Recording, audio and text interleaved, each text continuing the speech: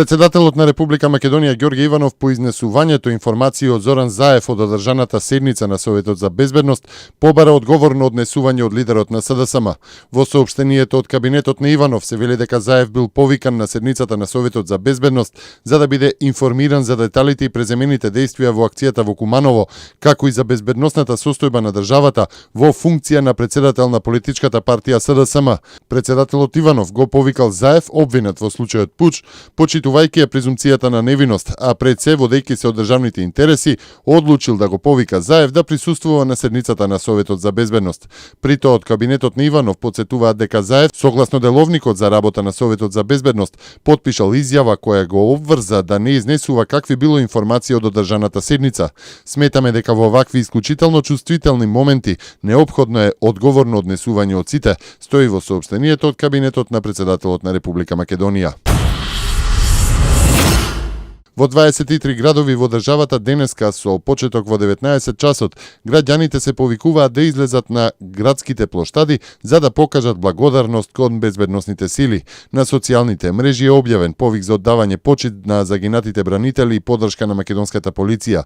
Сите граѓани, стари и млади и од сите националности, ве повикуваме да се собереме на плоштадите во 23 градови во Република Македонија за да ја изразиме нашата поддршка и почит на македонската полиција, да се заблагодариме за нивниот патриотизам, за нивната професионалност и непоколебливост во одбраната на нашата држава, на нашите животи и нашиот мир и соживот, во споставување на ред и владење на законите, пишува во јавниот повик објавен на социјалните мрежи. Владата донесе одлука на семејствата на загинатите припадници на безбедносните сили во полициската акција во Куманово да им биде доделен финансиски надомест во висина од 70.000 евра по семејство. Финансиски надомест ќе биде доделен и за припадниците на безбедносните сили кои беа ранети и повредени во акцијата.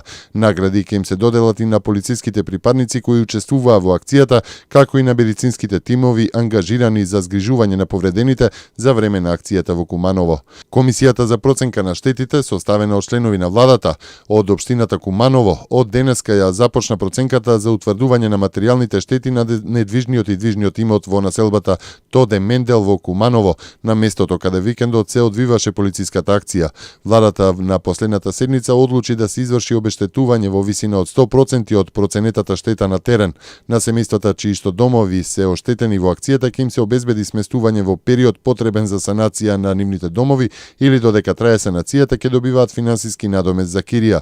На тие семејства ќе им се додели и првична еднократна хуманитарна помош во висина од 100.000 денари.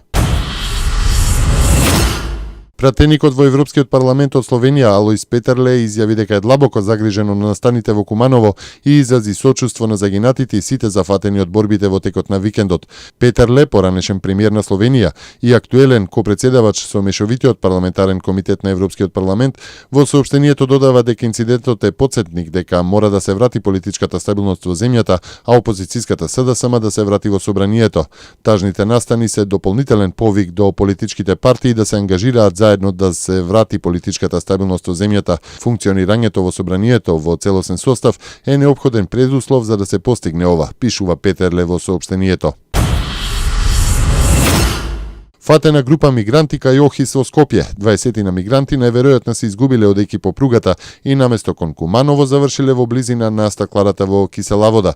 Тие се појавиле на булеварот Борис Трајковски одејќи во група покрај коловозот, но набрзо биле забележани од полициските службеници кои биле во близина.